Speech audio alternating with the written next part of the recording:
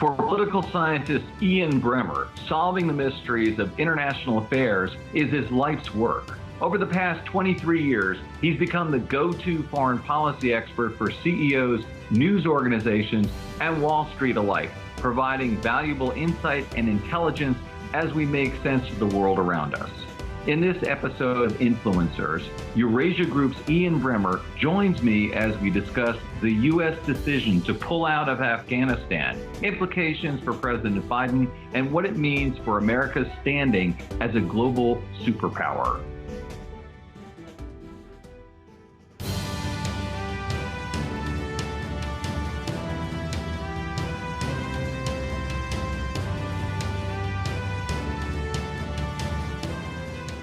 Hello, everyone, and welcome to Influencers. I'm Andy Serwer, and welcome to our guest, Ian Bremmer, president and founder of research firm Eurasia Group and the author of 10 books, as well as the forthcoming work, The Crises We Need, How to Confront the Three Greatest Dangers of Our Time.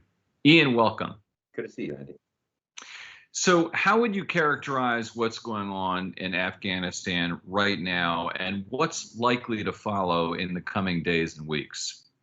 This is an extraordinary foreign policy crisis, by far the most important of the Biden administration, and largely self-imposed. By the way, it's very clear that the strategic decision to end the U.S. military presence in Afghanistan is one that was thoughtfully considered. And on balance, I agree with it. We can get into that. We can talk about that if you like. But that's very different from the execution of that policy, the implementation on the ground, which has been a disaster on pretty much every front. And that is going to affect Biden's credibility domestically. And depending on what happens over the coming days, it might be critical for his presidency.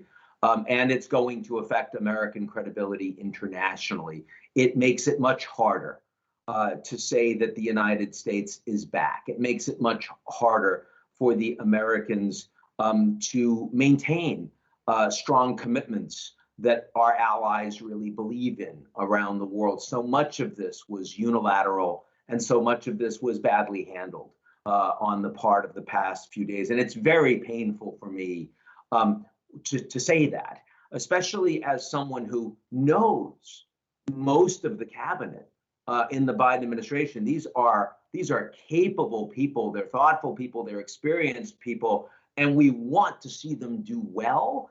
A lot of people would have expected that you would have this kind of mismanagement under the Trump presidency, given the kind of individual he was. But you expected a lot better under Biden, and they have really, really failed here. But where did they go wrong? It's so obvious. The Russians, the British, hundreds of years of failure here in terms of Western countries, or in the case of Russia trying to impose their will and failing. And who were we to think we'd be any different? Well, you can't blame Biden for that. You can't blame Biden for 20 years and $2 trillion of failure. That's just not on, right? The Bush administration deserves truly the greatest level of responsibility for the decision and the way they pursued that war, but as well as Obama for the failed surge, as well as Trump for the failed negotiations with the Taliban and drawing down U.S. forces that were not conditioned base at that point, and now Biden for the execution of the actual withdrawal. So everyone gets a piece of this. But let's focus in, because Biden is the president now, and the buck stops with him for things that he can decide. What the hell did he do wrong? And I would focus. I think there are four different pieces of that. The first is the military and intelligence failure. The United States has indeed spent almost $90 billion in training an Afghan force that refused to fight. Again, that is on every administration since Bush. But after 20 years of personally training Afghan forces on the ground, the Biden administration somehow didn't understand the morale and the capabilities of those forces. That is just unconscionable for them to get it that wrong. I mean, literally, when Biden made the decision to push off, to forestall the May exit that Trump had said we would do, and said instead it's going to be August, everyone out by September 11th. At that point, U.S. intelligence agencies said that Kabul could hold off the Taliban for 2 to 3 years without the United States. Last weekend, it was 2 to 3 days. In my life, I have never seen an intelligence failure like that.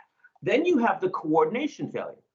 Biden is the guy that's supposed to be engaged with the allies. We've been fighting with these allies on the ground for 20 years.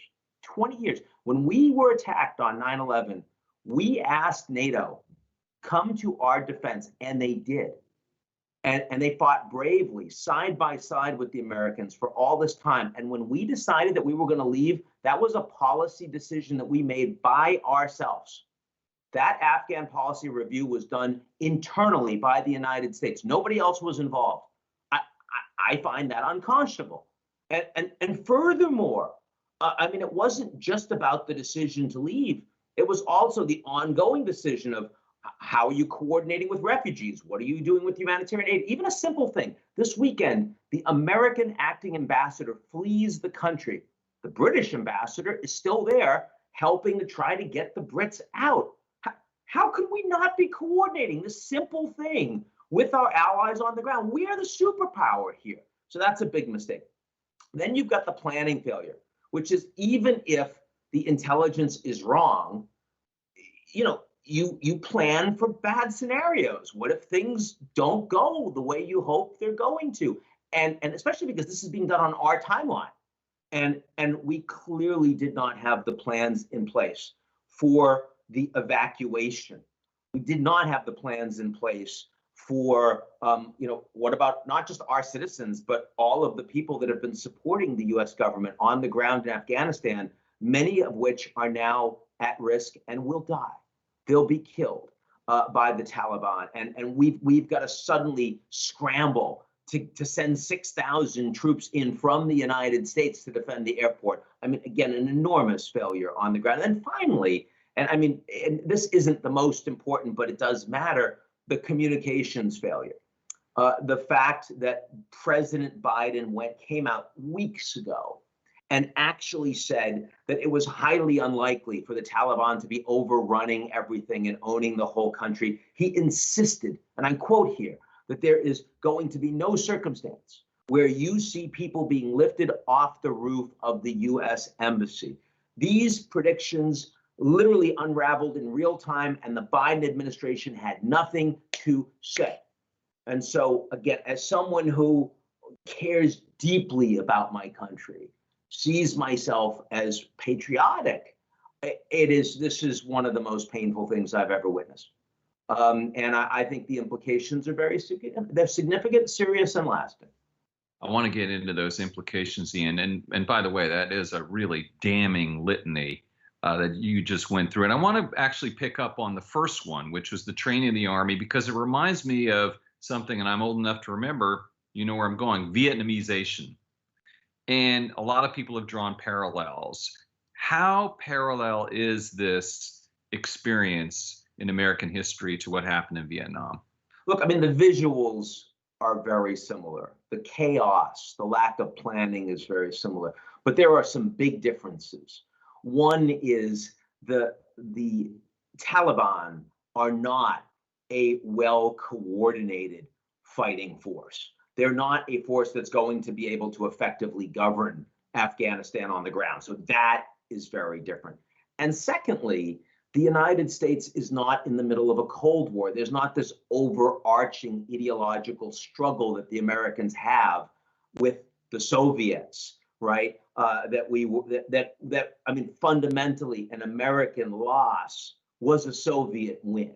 It was our worldview. And I mean, yes, there's been Chinese state media that's saying, oh, Taiwan, you better be paying attention because we're going to take you out now. I mean, seriously, they are actually saying that. That's not where we're going here. I mean, Afghanistan is a third order American priority precisely because we're not in a Cold War, precisely because there are a lot of people that really care about Afghanistan falling apart, but the Americans aren't one of them. And this was true for the Democrats, the Republicans, and the independents. I want to be clear that the decision of Biden to end the American intervention and not to expand to create a sustainable presence on the ground actually expected this outcome for the Afghan people. They just thought it would take longer, right? But they expected the Taliban was going to take over time. So it's not like the United States was saying, oh, we have a strategic priority. We must continue to protect these people. We must ensure that the rights of women and journalists and educators are. No, that was absolutely not the decision. And by the way, it was absolutely not the decision for the Trump administration either. So that is not where I'm focusing my criticism here. I'm saying that once you make that decision, you don't do it by yourself. You give yourself, sort of outs in terms of scenarios, and you plan effectively for it. That's the failure. So let's talk about those implications and, maybe focusing a little bit on the economic ones, but let me just throw it to you sort of broad brush. What are the places that will be affected in terms of America and its relationship with the rest of the world, Ian? Well, let's first recognize that if Afghanistan isn't Taiwan, what is it? Afghanistan is Ukraine. Afghanistan is Georgia. Afghanistan is a part of the world that Americans, even though we've spent all of this money and all of these weapons and all these lives were lost, we don't consider them a priority. And so, kind of like Ukraine, when they were begging to be brought into NATO and begging to be brought into the European Union. And the US and the Germans and others said, we just don't care. And that meant that they were stuck with Russia. And the people didn't like it, and they revolted, and Russia takes a bunch of their territory. Georgia situation, very similar on the ground. That's what this is. So, this is a very strong message, and I'm the person who says that we're in a G0 world. It's a very strong message that in a G0 world, that unless you are a high priority, a strategic priority of the United States, you're probably kind of screwed. And that is, this is a U.S. that has definitively rejected the idea that we are either the global policeman or the architect of global trade or the cheerleader for global values, right? The decisions that we are making around these third order priorities make it very clear that we are not systemic as a superpower, that we are focused on our priorities and our top allies. And that is a message to the Russians on the Baltics, who are in NATO. It is a message to the Chinese on Taiwan, who understand that they are a principal, top strategic priority of the United States, military operations, sales, all the rest. But if you're not them, it's a very different story. A lot more hedging going on in this kind of a war. What are the economic implications? There's things like Afghanistan's mineral reserves worth supposedly $3 trillion. What does this mean for the oil markets? We see the stock market going down on Monday, those types of things. Definitely spreads are going to widen on Pakistani bonds. And I think that there are 5 people that are watching this right now that care about that. Uzbek bonds as well. Yeah. But this is Afghanistan. This is not an economic priority. Those rare earth metals are in the ground. It is hard to get to them. There is no infrastructure.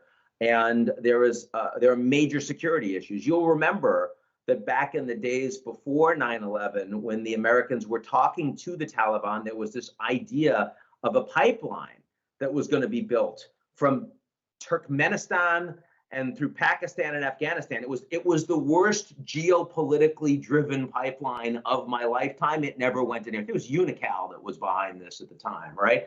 The Chinese are going to have similar sorts of problems. So even though they have interests in securing rare earth metals as part of their supply chain for electric vehicle batteries and things like that, it is a very long time before Afghanistan becomes economically important for a country like China.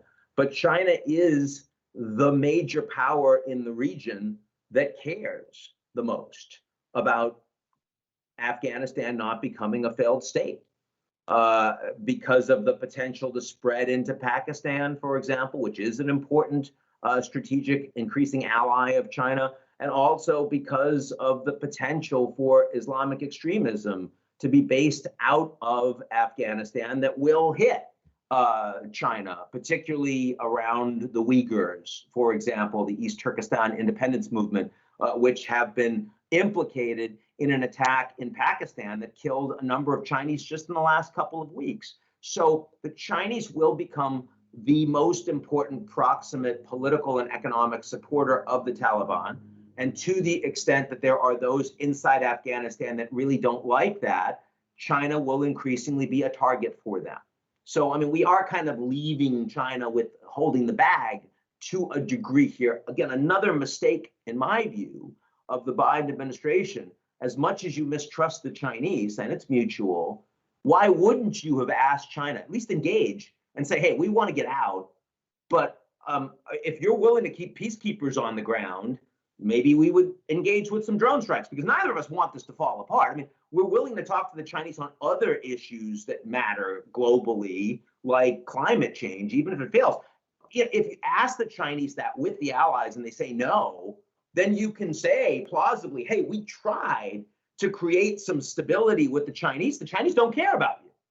And instead, what we did was we gave them, sort of the ability to just point the finger at, if you're Biden, why would you possibly want to own any more of this than you absolutely have to own? So why did all these screw ups, Ian? I mean, you talk about, this massive intelligence failure, the failure to communicate with the British, the Chinese. What were they thinking here? What happened? We're America. And when you've got a whole bunch of people that have been fighting this for a long, long time, and they know what the answer is, American exceptionalism, and especially in the foreign policy establishment, is that we make the decisions, and multilateralism is we inform our allies before we go public. But after we've made the decision, multilateralism is not that we actually want their inputs to come with a compromise or maybe change our mind. So number one, that attitude is still pervasive inside the Beltway in the United States, and it's a mistake. But there are other issues at play here too. I think the United States, to the extent that Biden has a foreign policy doctrine, that doctrine is a foreign policy for the middle class, for the American middle class. Jake Sullivan has articulated that fairly well, the national security advisor. And Afghanistan is the farthest thing possible, a U.S. presence there in terms of supporting the middle class. Biden is the person who came in saying, we're not doing enough to make foreign policy relevant for the average American, and I'm going to change that, and I'm going to get out of Afghanistan, right? And I want the average American to care and support what we're doing. And this war has been fought on the backs of underprivileged Americans for decades now. And while they see that their life expectancy is being reduced, while they see that they're the ones hit hardest by the pandemic. So I get why Biden was completely committed to getting the hell out. But you still have to do it right. And I have to say that in my wildest imagination, I would not have expected that they would have mishandled this decision this badly. I really wouldn't have. And it's so ironic that this was a policy decision that Donald Trump and Joe Biden agreed on. Right. And that as you said, Ian, you might expect Donald Trump and his people to screw it up, and it was Biden who screwed it up. So how much political capital can the Republicans really get out of this? You mentioned possible domestic political fallout. Well, they can gather some. One of the things here is that Biden, certainly knows that this is an environment that is incredibly toxic, and you don't want to give your enemies, any grist for them to attack you with. And he's now given them, he's given them months and months, right? Just playing Biden's July 8th speech saying this can't possibly happen, and then it exactly happens. That is just going to be an election. It's a campaign line for, anybody that's running against the Dem in midterms in 2022. Why would you want that to happen? So they just didn't hedge that risk at all, and now they're going to take consequences. But I do want to be clear: the average American is supportive of this policy, broadly speaking. They want it out. Democrats, Republicans, and independents. It was incredibly popular as a policy under Trump and under Biden. And if the only thing that happens is the debacle that we see on the ground affecting Afghans, then I'm not sure it has huge lasting effects on Biden. It makes him look more incompetent. It makes him look like he can't execute well. But I don't see a lot of Americans voting on the back of leaving Afghanistan one way or the other. I really don't. Having said that, there is now a proximate risk that this gets a lot worse. I mean, right now, this is not the Iran crisis, the hostage crisis of '79. It's not, but it could become that. I mean, there are a lot of Americans that we want to get out of there. What if we have a hostage crisis? What if we have a firefight? What if Americans get killed? What if we end up not being able to get all these Americans out? That destroys Biden's presidency. And there is a real chance of that happening. It's not a 50% chance. Maybe it's a 5% chance, but it is way higher than it should be. And again, Biden now owns that. In other words, right now, I still think you get $3.5 trillion through in terms of infrastructure, and that's a big win for Biden. And I don't think that anything that has happened in the last few days in Afghanistan changes my view on that. But that could change in the next week, depending on what happens on the ground in Afghanistan. So we are not remotely out of the woods on this yet.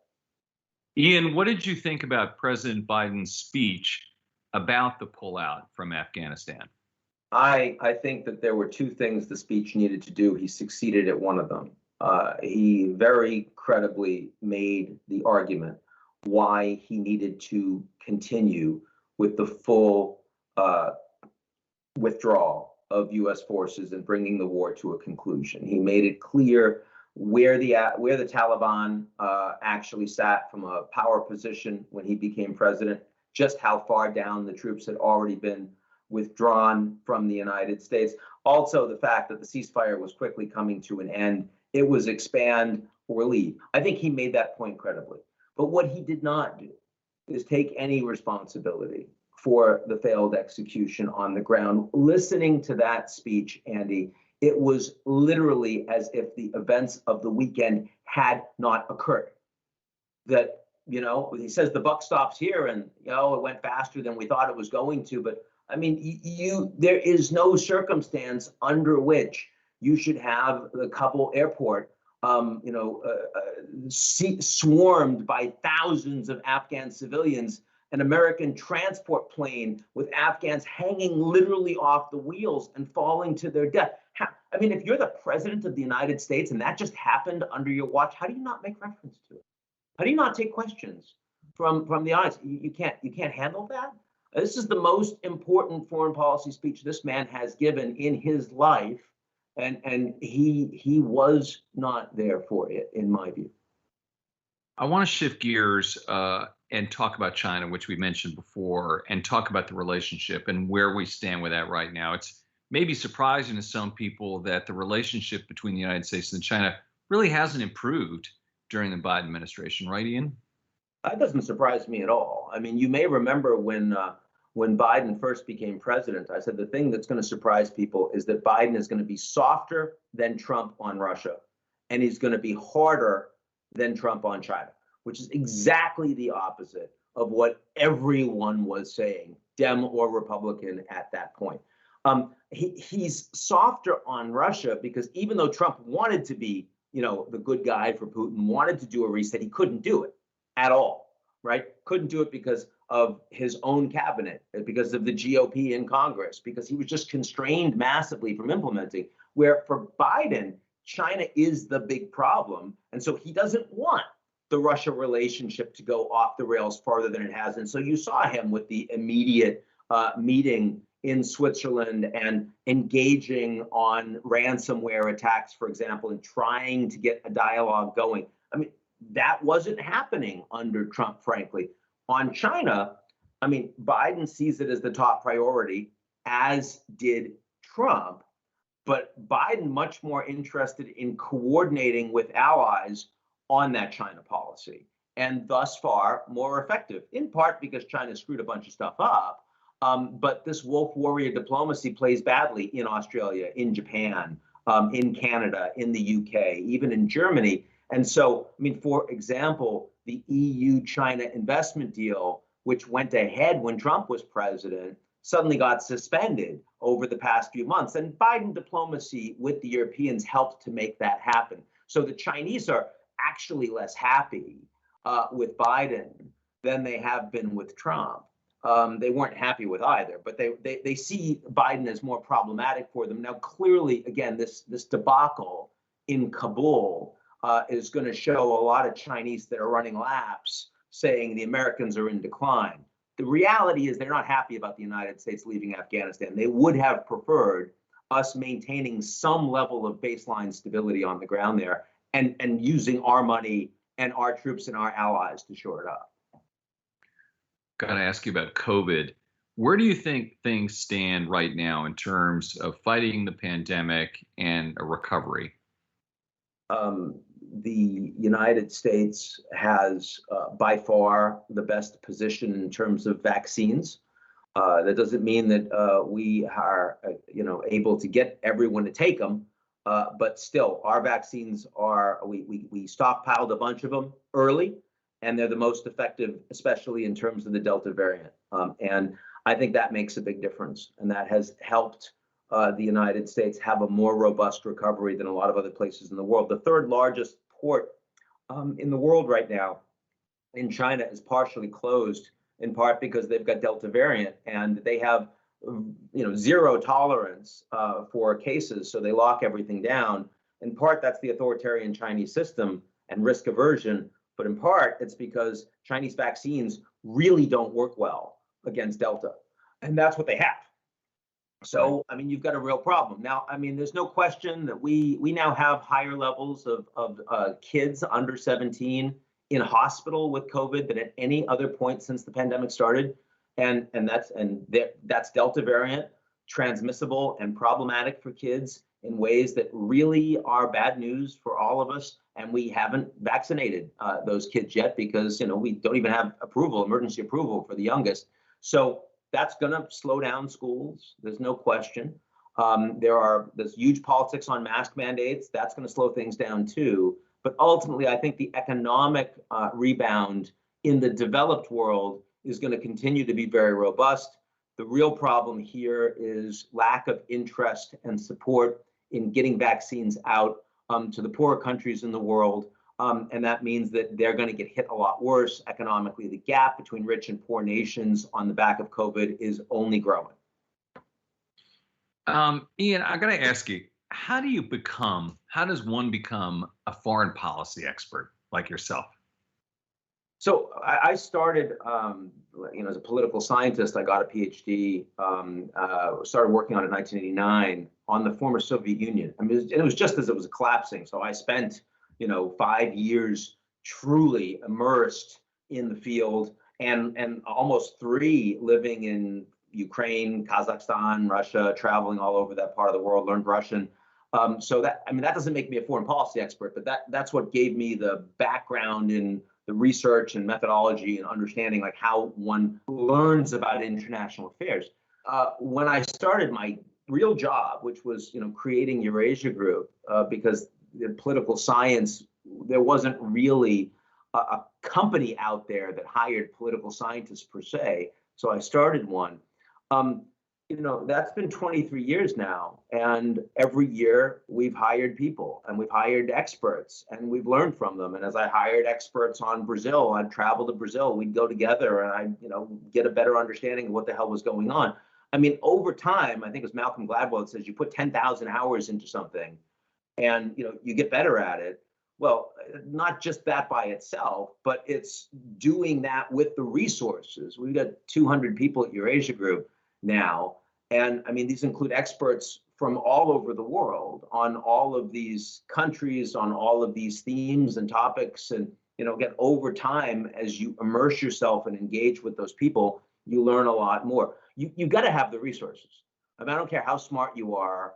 I don't care how well educated you are. If you don't have the people around you that are also credible and can tell you when you're wrong, and that you have a culture that really does beat each other up to get to analytic ground truth, you're not very useful as a foreign policy expert. And so that's that. First of all, it's exciting. It's hard to do that, especially in this environment. But I'll tell you, just this morning, we had on our morning call talking about what's happening in Afghanistan, over 90 people dialed in a firm of 200 in the middle of August, right at the beginning of the day, because everyone just wants to get a piece of what the hell's happening inside the firm.